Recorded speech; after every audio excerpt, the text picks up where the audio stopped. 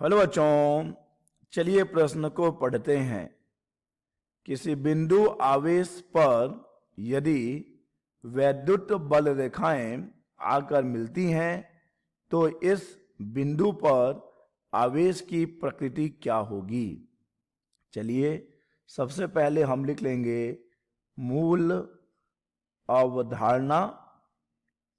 मूल अवधारणा जिस पर कि यह प्रश्न आधारित है, यह प्रश्न आधारित है विद्युत क्षेत्र रेखाओं पर। विद्युत क्षेत्र रेखाएं, चलिए बच्चों समझते हैं कि क्या होती हैं विद्युत क्षेत्र रेखाएं। बच्चों, विद्युत क्षेत्र रेखाएं विद्युत क्षेत्र में खींचा गया वह काल्पनिक निष्कोण वक्र है जिस पर पृथक्कृत एकांक धनावेश गमन कर सकता है। ठीक है बच्चों, तो विद्युत क्षेत्र रेखाएं किसी भी विद्युत क्षेत्र में खींची गई वह काल्पनिक और निष्कोण वक्र होती हैं जिस पर एक एकांक धनावेश गमन कर सकता है अगर वह चलने के लिए स्वतंत्र है। तो बच्चों हम जानते हैं कि विद्युत क्षेत्र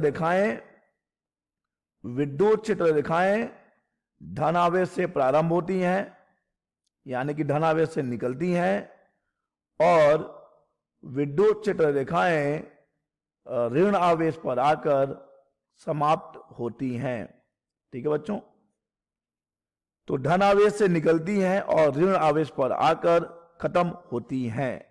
तो अब हमें प्रश्न पूछा गया है कि यदि किसी बिंदु आवेश पर वैद्युत बल रेखाएं आकर मिलती हैं तो इस बिंदु पर आवेश की प्रकृति क्या होगी। यानी कि एक बिंदु आवेश है जहां पर विद्युत बल रेखाएं आकर मिल रही हैं। तो बच्चों हम जानते हैं कि विद्युत बल रेखाएं कहां पर आकर मिलती हैं, ऋण आवेश पर आकर मिलती हैं। अतः यहां पर आवेश की प्रकृति कैसी है, यहां पर आवेश है ऋण आवेश।